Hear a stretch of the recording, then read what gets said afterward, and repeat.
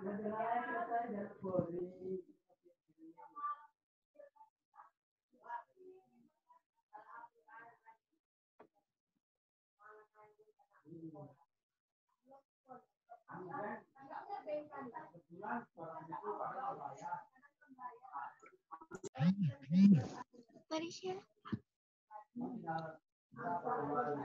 Orang Mesir.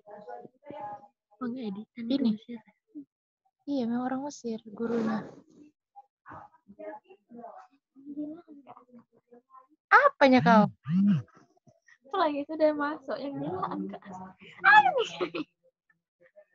Tak bisa ya. Udah luka.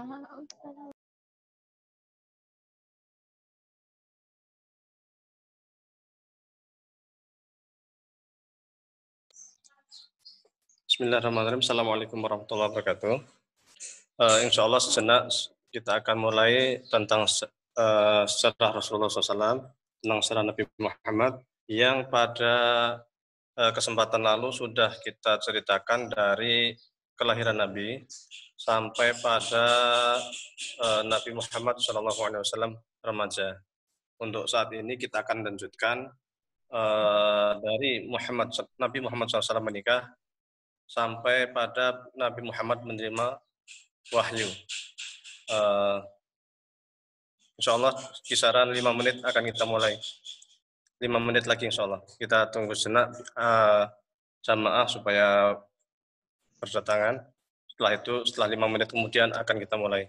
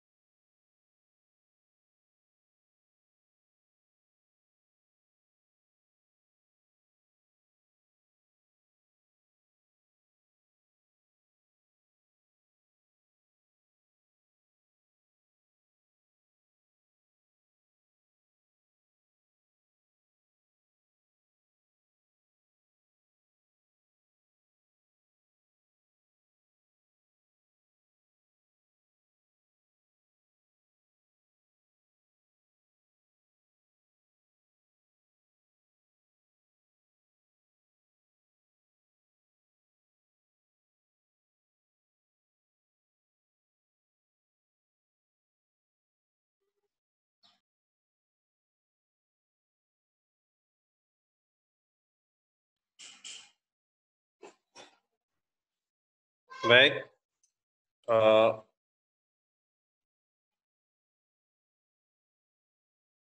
Akan segera kita mulai.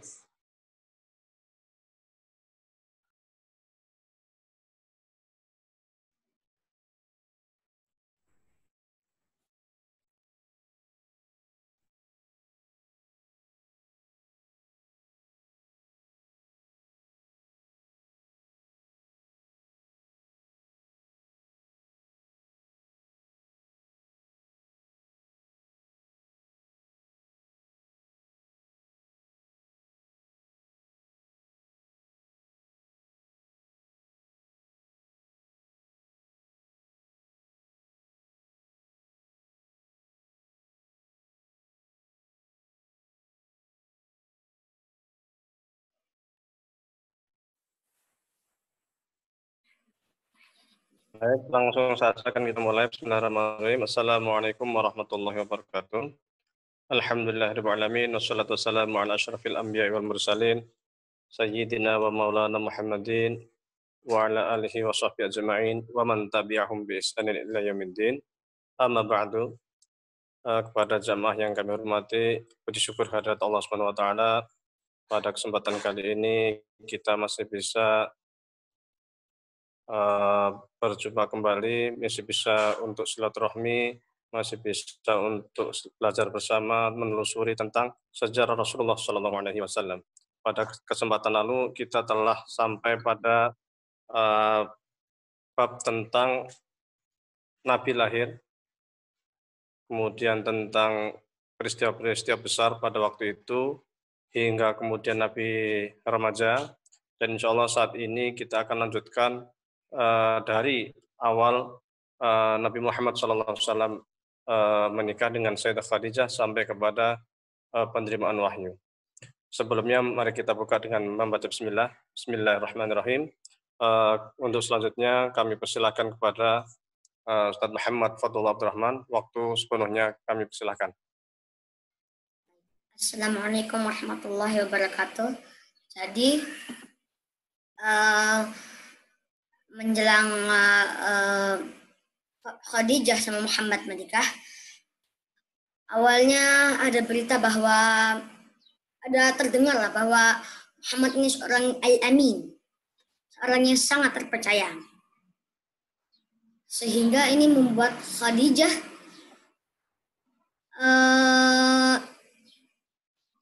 jatuh cinta padanya.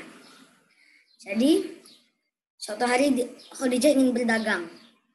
Dia mengutus Maisarah, seorang budaknya, untuk pergi menemui Muhammad, agar Muhammad menemani kafilahnya untuk berdagang di Syam.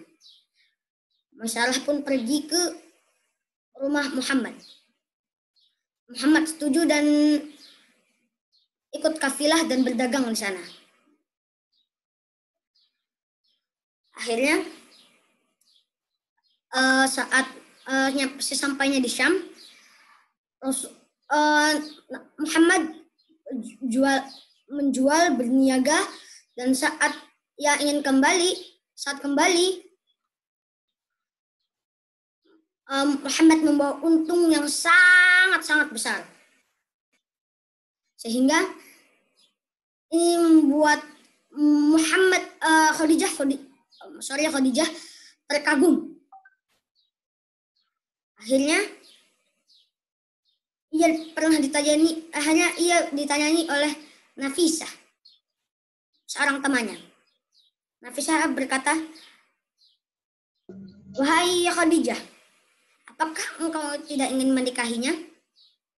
Khadijah menjawab, "Aku ingin menikahinya, tapi apakah ia ingin menikahiku?" Apa kata Nafisah? "Sungguh aku akan menikahinya." Akhirnya Nafisah pergi menemui Muhammad dan menanyakan sebagaimana yang ditanyakannya kepada Khadijah. Muhammad pun setuju, dan keesokan harinya nikahlah Muhammad dengan Khadijah. Abu Thalib, seorang pemimpin, seorang paman Nabi Muhammad, sekalian pemimpin kaum Quraisy saat itu berpidato. Telah kami nikahkan Muhammad pada Khadijah. Sesungguhnya Muhammad ini al-Sarang al-Amin dan Khadijah adalah seorang yang suci. Maka berdoalah agar mereka menjadi orang-orang yang termasuk orang-orang yang beruntung. Akhirnya nikahlah Muhammad dengan Khadijah dengan pesta yang besar. Mereka mempunyai 7 anak. Anak pertama Qasim, yang akhirnya Nabi Muhammad juga punya kunyah Qasim, Abul Qasim. Habis itu anak kedua Abdullah, anak ketiga Zainab, anak keempat Ummu Kulsum, anak kelima Ruqayyah, dan anak keenam Fatimah, dan anak ketujuh Ibrahim. 5 tahun kemudian terjadi banjir di kota Mekah yang akhirnya membuat sebagian Ka'bah runtuh. Batu-batu Ka'bah runtuh. Sehingga banyak yang ingin merenovasi Ka'bah.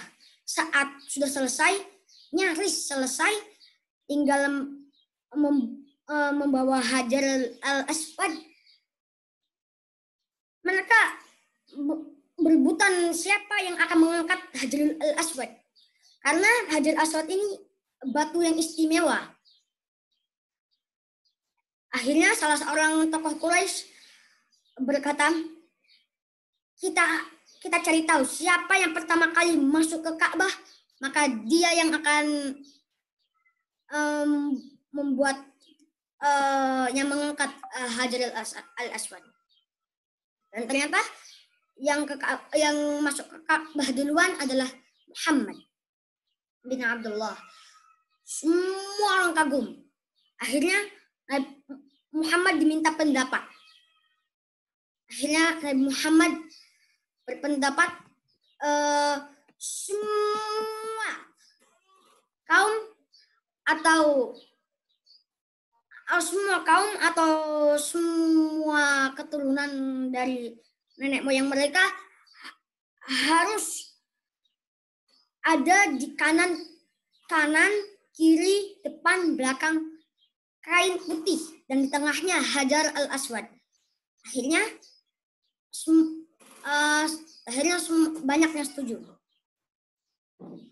Setelah setuju, akhirnya mereka memasang, dan akhirnya tidak ada pertikaian lagi.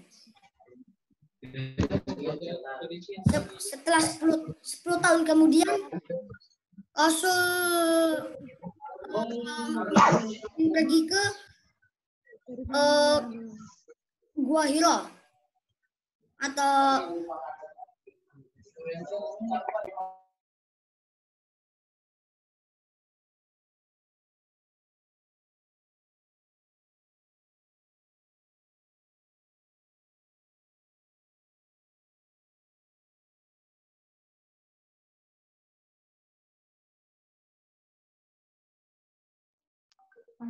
Kak.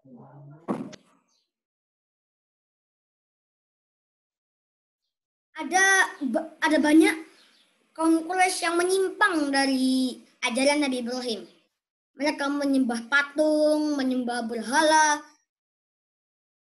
menyembah lain-lain lah. Menyembah selain Allah. Nabi Muhammad merasa sedih dan selalu pergi ke Gua Hira. Sehingga pada suatu hari saat Muhammad di Gua Hira, dia tertidur dan bermimpi bahwa dia bertemu dengan sosok seorang yang berbaju putih. Nah, habis itu malaikat, dan itu adalah malaikat. Malaikat itu berkata kepada Muhammad, bacalah. Nabi Muhammad tidak bisa membaca sehingga Nabi Muhammad menjawab, saya membaca apa? Nabi Muhammad malaikat berkata lagi, bacalah. Muhammad menjawab, saya tidak bisa membaca. Ditanya lagi sama malaikat Jibril, bacalah. Muhammad menjawab, saya tidak bisa membaca. Sehingga Jibril berkata, bacalah dengan nama Tuhanmu. Dan turunlah 5 ayat dari surat Al-Alaq, yaitu Iqra bismillahirrahmanirrahim. Iqra bismi rabbikal ladzi khalaq. Khalaqal insana min 'alaq. Iqra wa rabbukal akram. Alladzi 'allama bil qalam. 'Allamal insana ma lam ya'lam. Muhammad pun, setelah itu Jibril pergi.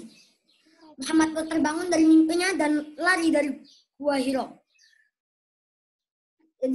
Muhammad lari ke rumah, masuk langsung ke selimut. Dibilang, kok nggak mau kayak orang kamu.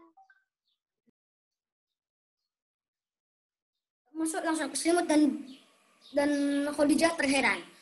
Khadijah pun berkata, ya Muhammad, mengapa engkau masuk ke selimut? Apa kata Muhammad?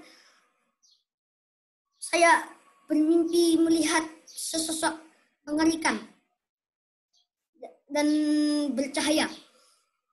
Apa kata Khadijah? Sesungguhnya itu adalah petunjuk. Akhirnya keesokan harinya Khadijah pergi menemui sepupunya Waraqah bin Naufal. Khadijah menceritakan semua yang diceritakan oleh Muhammad, dan Waraqah berkata, sesungguhnya dia telah diangkat menjadi nabi yang ditunggu-tunggu oleh masyarakat Yahudi dan Nasrani. Sesungguhnya dia nanti akan diperangi, diusir, bahkan ditindas. Maka Khadijah menceritakan apa yang dikatakan Waraqah kepada Muhammad. Muhammad tidak percaya karena dia kan memang dia al-amin. Dia dipercaya, kenapa harus diusir, bahkan diperangi atau ditindas. Akhirnya Muhammad pergi menemui Waraqah dan banyak tanya. Dan akhirnya Muhammad memikirkan ini selama 3 tahun sambil berdakwah ke orang-orang terdekatnya atau keluarganya terlebih dahulu, seperti paman-pamannya atau sepupunya atau istri anak-anaknya. Dan penjelasan tentang dari nikah sampai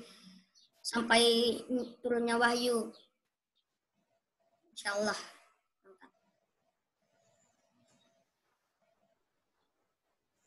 Baik,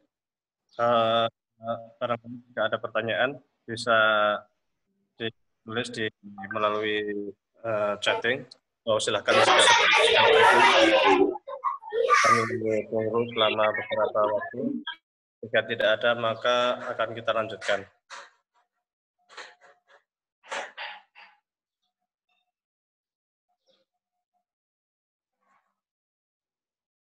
Baik, karena belum ada pertanyaan, mungkin barangkali kita lanjutkan. Proses penerimaan wahyu pertama tadi sudah disampaikan, mungkin bisa dilanjutkan bagaimana dakwah Rasulullah SAW dengan orang-orang terdekatnya dan juga tanggapan saudara-saudaranya atau tanggapan keluarganya dan juga masyarakatnya tentang dakwah yang disampaikan oleh Rasulullah SAW. Silakan Ustaz Muhammad.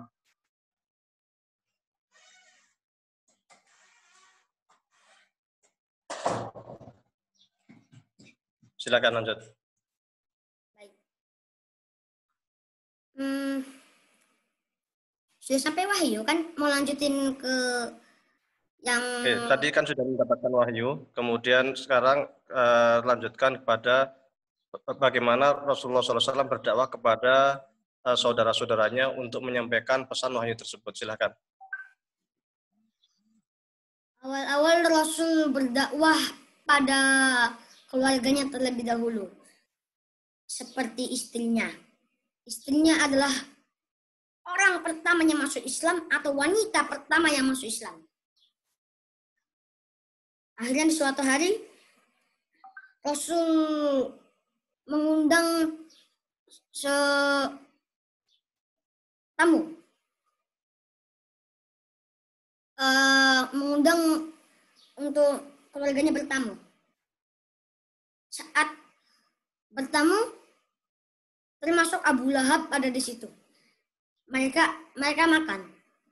Rasul saat makan membaca Bismillah dan makan. Terus Abu Lahab yang mendengar itu langsung berkata, sesungguhnya ini aib besar. Tutup mulut dia. Jangan tutup dia dan sembunyikan dia. Sesungguhnya ini adalah aib besar. Sembunyikan dia.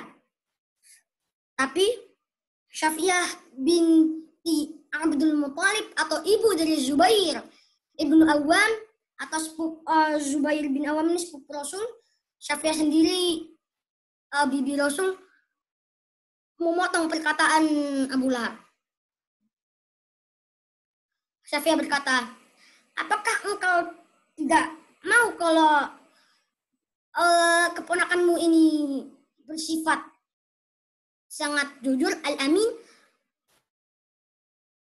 Sesungguhnya kau ini sudah keterlaluan, hai Abu Lahab.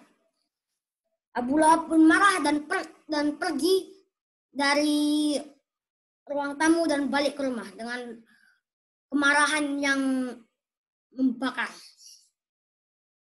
Akhirnya saat keesokan harinya Rasul mengundang tamu lagi. Bertamu lagi. Muhammad kembali berkata, saat ingin makan, Muhammad kembali berkata, Bismillahirrahmanirrahim. Abu Lahab ada di situ. Sehingga Abu Lahab marah lagi dan itu kejadian yang sama seperti sebelumnya. Setelah tiga tahun kemudian, Rasul naik ke Gunung Safa. Saat naik, Rasul berteriak, ya syahabah, ya syahabah. Itu di zaman Rasul, kalau berteriak seperti itu berarti ingin mengumpulkan orang-orang. Akhirnya Rasulullah, banyak orang berkumpul di Bukit Safa. Rasulullah mulai berkata, ya ma'syara Quraisy, wahai kaum Quraisy sekalian, apakah kalian percaya jika aku mengatakan bahwa akan ada unta di balik gunung ini? Kaum Quraisy berkata, ya, kami percaya semua yang engkau katakan. Maka Muhammad berkata, sesungguhnya aku diangkat menjadi seorang nabi oleh Tuhan yang tiada Tuhan selain Allah dan sesungguhnya tidak ada berhala-berhala di Ka'bah ini. Maka ikutilah ajaranku. Apa kata orang ramai? Sesungguhnya kami percaya. Tapi Abu Lahab memotong semua kata-kata yang mereka percaya itu dan merayu-rayu agar mereka kembali ke ajaran nenek moyang. Akhirnya sebagian dari kelompok Abu Lahab sebagian di kelompok Muhammad.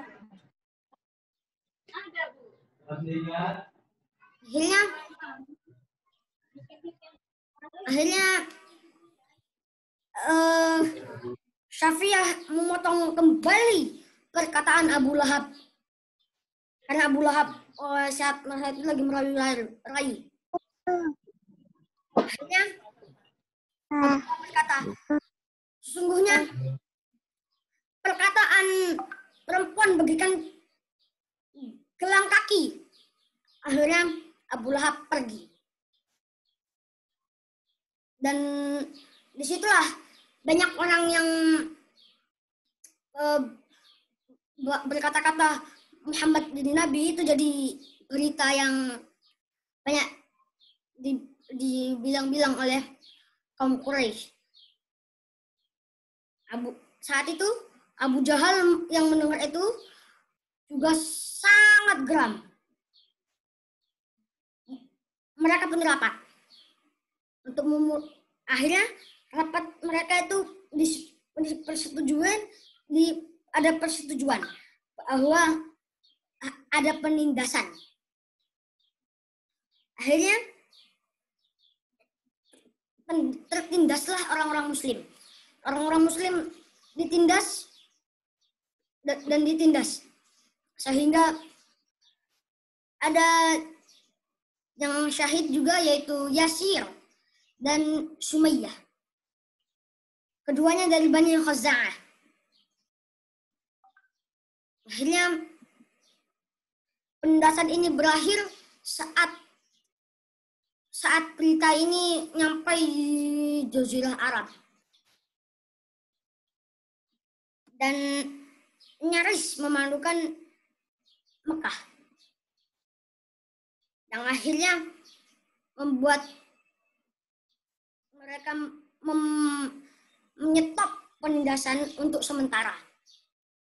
Dan itu pada tahun 6 kenabian. Dan saat itulah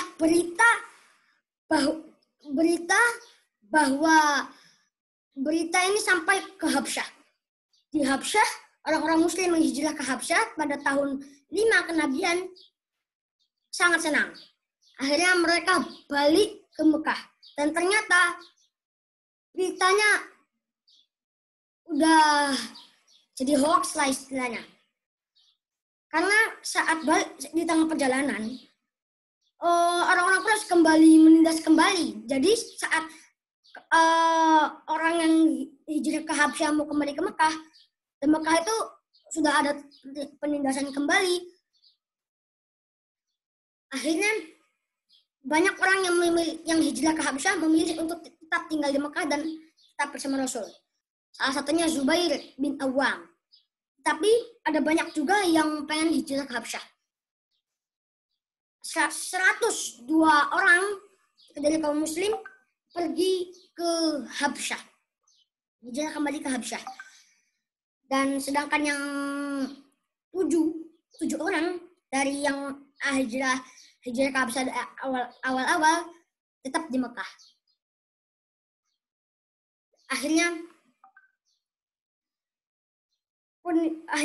setelah penindasan berkali-kali dan itu tidak membuat kaum muslimin pasrah, akhirnya mulailah mereka rapat lagi. Dan ini adalah rapat untuk memblokade ekonomi. Jadi semua orang-orang Muslim tidak boleh membeli sesuatu di Mekah. Dan jika yang membeli, harganya dikali lipat. Misalnya yang aslinya harganya mungkin Rp4.000.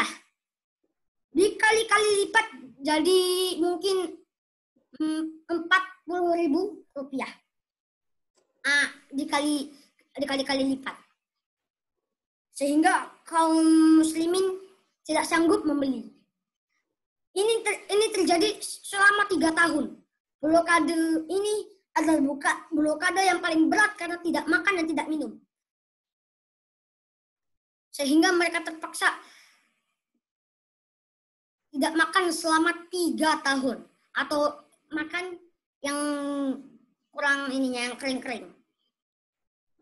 Blokade ekonomi berlangsung 3 tahun. Yang akhirnya persetujuan itu tidak ada karena Rasul mengabarkan bahwa perjanjian itu telah dimakan oleh tokek. Abu Thalib pun pergi. Saat itu Abu Thalib sedang sakit. Abu Thalib pergi. Abu Thalib berkata kepada kaum Quraisy, wahai kaum Quraisy sekalian,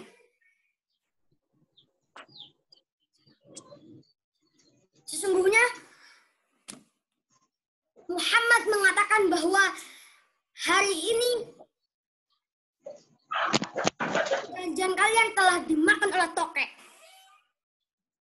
Jika kata-kata Muhammad itu benar, maka buat apa kita diblokade lama-lama selama 3 tahun? Kalau Muhammad berkata salah, maka aku akan memberikan Muhammad untuk kalian bunuh. Akhirnya orang-orang Quraisy pun berkata,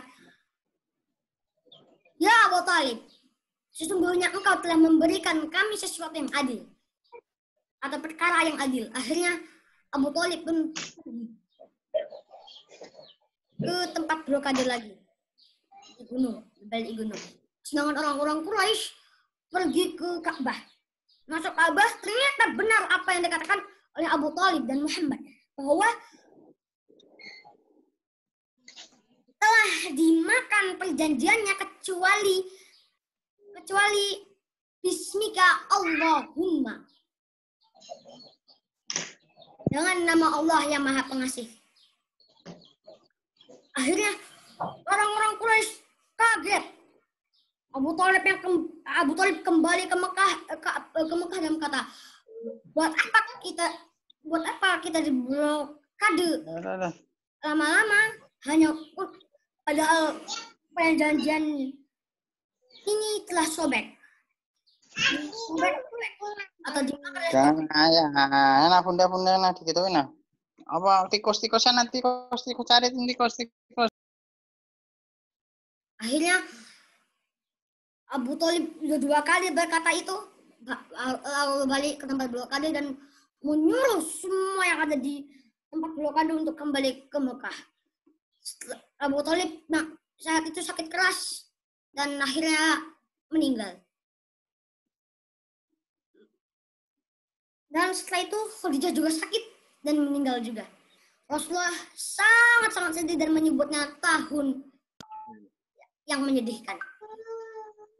Setelah itu, setelah mendengar bahwa meninggalnya Abu Thalib dan Khadijah, mulailah penindasan kembali. Penindasan ini adalah penindasan seperti dulu, yaitu penindasan kekerasan dan kekejaman, menyiksa. Langsung akhirnya Rasul memutuskan untuk hijrah dan mengutus Mus'ab bin Umair untuk pergi ke Madinah dan mengajarkan Islam di sana.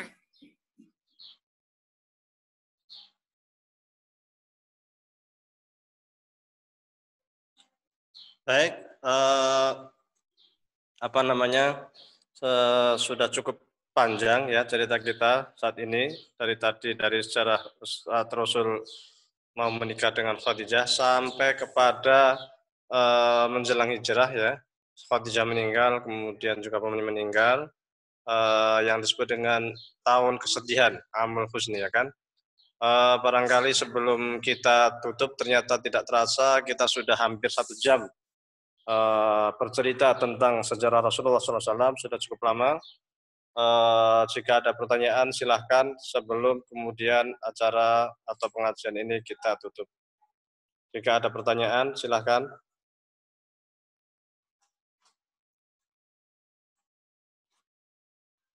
Saya tunggu 2 menit.